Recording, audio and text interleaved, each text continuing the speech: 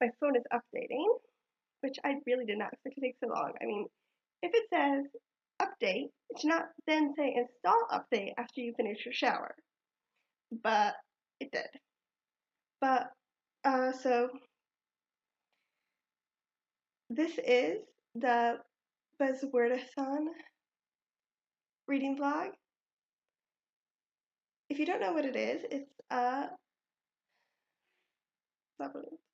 challenge by Books and Lala, where every month you get a word and also a cover prompt.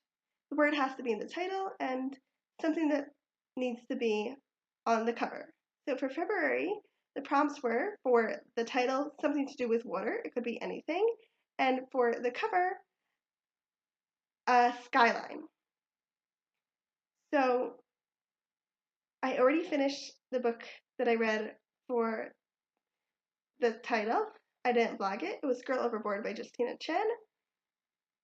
And currently I'm reading High Time for Heroes by Mary Pope Osborne, which is number 23 in the Magic Treehouse Merlin missions. If you don't know what the Magic Treehouse is, it's a series of books aimed at first to third graders about a brother and sister duo, Jack and Annie, who find this magic treehouse with a bunch of books, and it can take them back in time or to fantasy places. And every quartet of books, they have a different mission.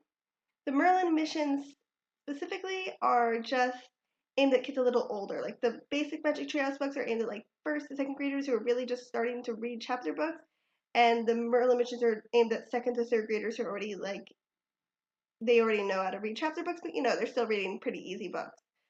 So I'm at the third book of this quartet in the Merlin missions.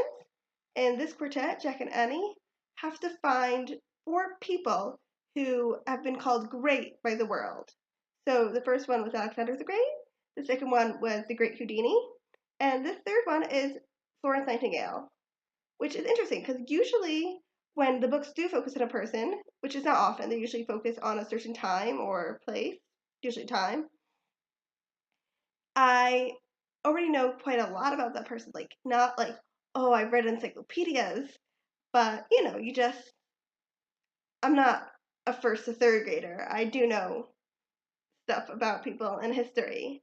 But Florence Nightingale, so I actually basically only heard about her from the Horrible Histories TV show with the Mary Seacole song. So the only thing I know about her basically is that she was racist. I also know obviously that she was a nurse and that she had a huge influence on nursing in England, including very importantly keeping clean and not having germs everywhere, and also their outfits, oddly enough, and that she was a nurse during the Crimean War, which honestly I really don't know what it is.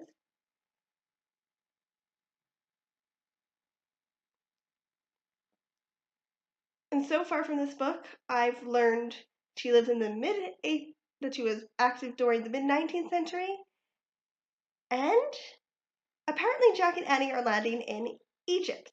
I've so far read the prologue, which just is a recap of, there's the basic what I told you in the beginning, what the books are about, and the first chapter.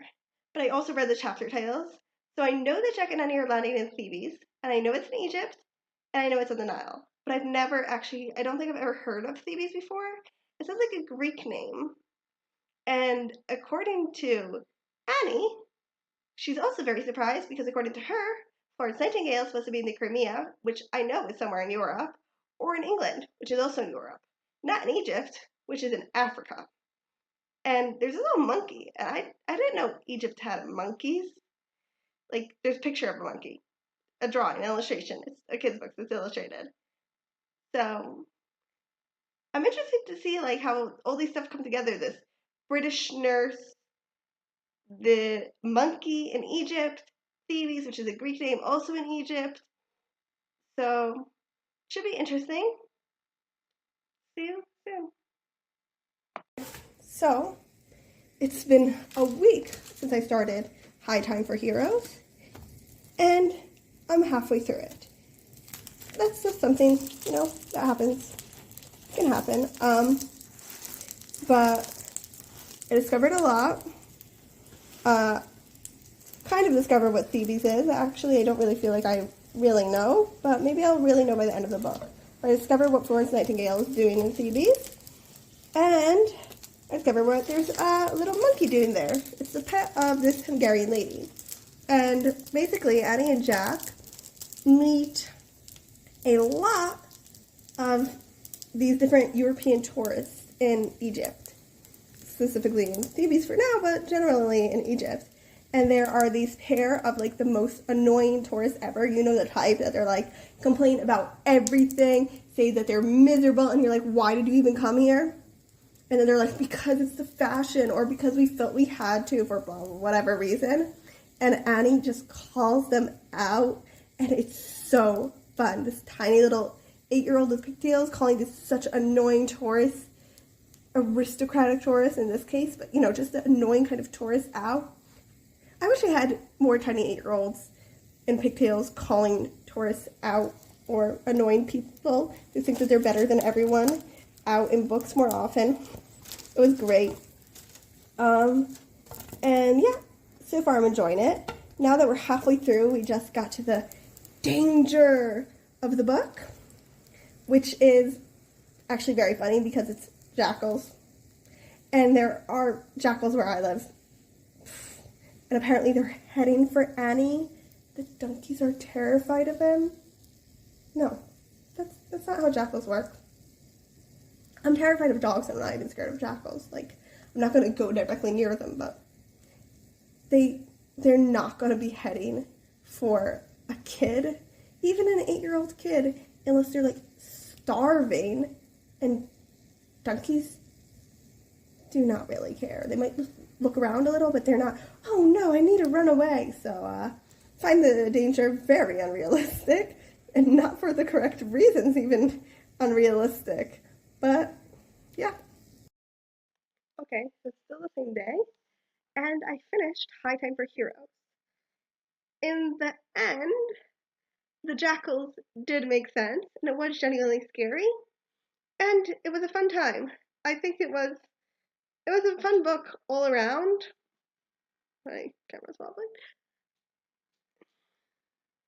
The first half and the second half were very different. It did feel like it didn't have to be as long as it was, which is a weird thing to say about a book that's 116, 117 pages, but it definitely, like, for books that are usually very plot focused, this is what we're doing, and then we're going to do this to get this, the first half was actually like almost not plot focused at all.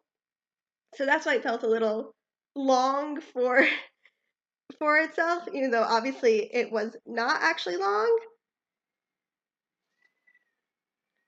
And it was a fun time.